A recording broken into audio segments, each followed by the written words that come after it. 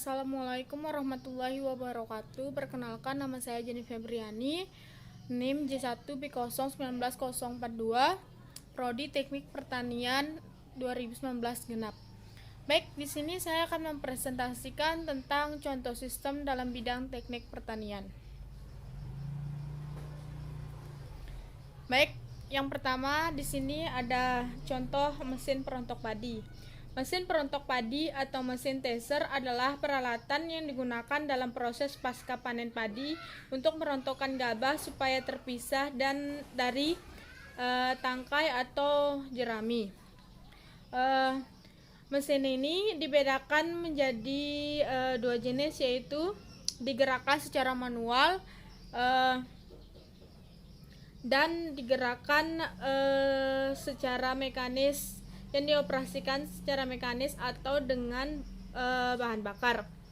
Yang dimaksud di sini tentu saja adalah penggunaan mesin yang memakai bahan bakar.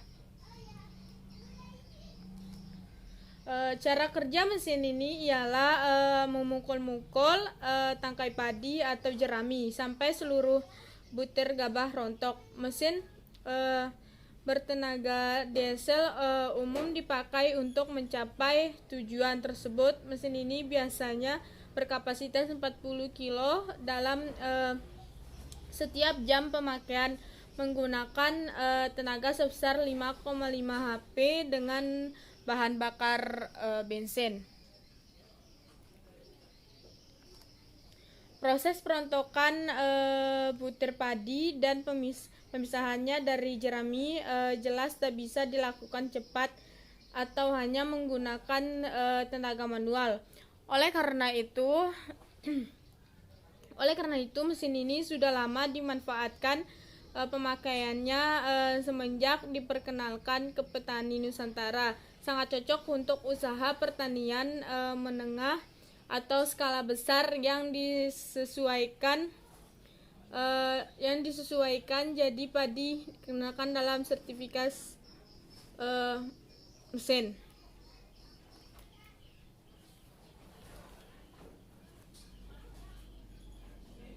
Mesin thresher pada dasarnya menerapkan kriya yang efektif dan efisien. Sebetulnya merupakan bentuk pengalihan dari yang dulu menerapkan cara konvensional atau manual, dan dalam mesin ini diolah secara mekanis. Cara operasional mesin ini pun tak lagi melibatkan tenaga manusia yang dulunya mesti digerakkan jadi menggunakan pedal. Selebihnya bisa dilihat di file. Oke, yang kedua ada mesin pengering kedelai. Tujuan pengering kedelai adalah satu, menurunkan kadar air biji kedelai hingga mencapai 17-20% untuk memudahkan proses perontokan kedelai berangkasan. Yang kedua, menurunkan kadar air biji kedelai hasil perontokan dari 17-20% menjadi peran pengeringan. Yang ketiga, menyelamatkan kedelai hasil panen agar biji tidak rusak dan memenuhi standar mutu benih atau Departemen Pertanian 2007. Yang keempat, kedelai berangkasan hasil panen secara biologis masih hidup dan tetap melakukan respirasi, sehingga biji kedelai mudah rusak jika dikumpulkan dalam kumpulan selama penundaan. Proses pengeringan rincian proses pengeringan menyebabkan susut mutu 4% dan susut tercecer 6%. Respirasi adalah proses oksidasi atau pembakaran senyawa organik di dalam sel menghasilkan karbon dioksida, CO2, uap air, HO2, dan kalori panas. C6H2O6 plus 6O2 6CO2 plus 6HO2 plus kalori.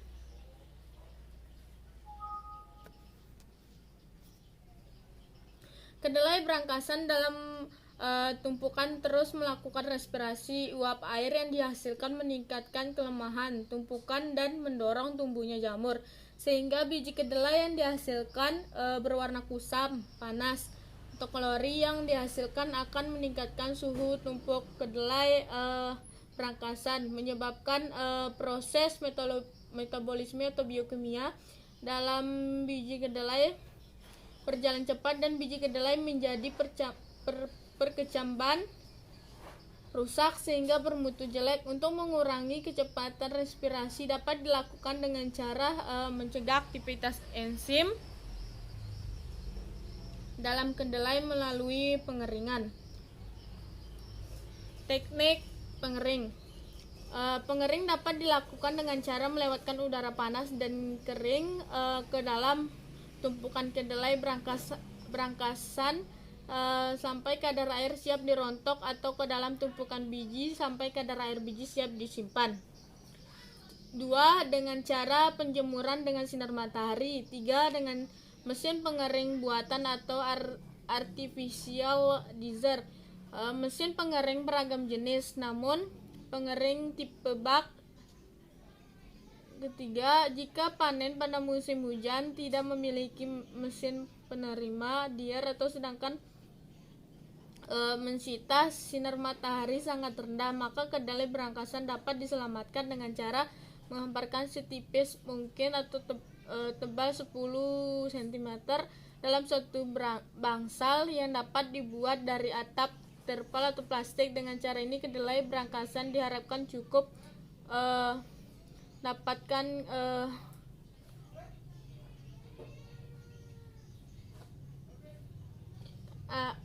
aerasi secara alami.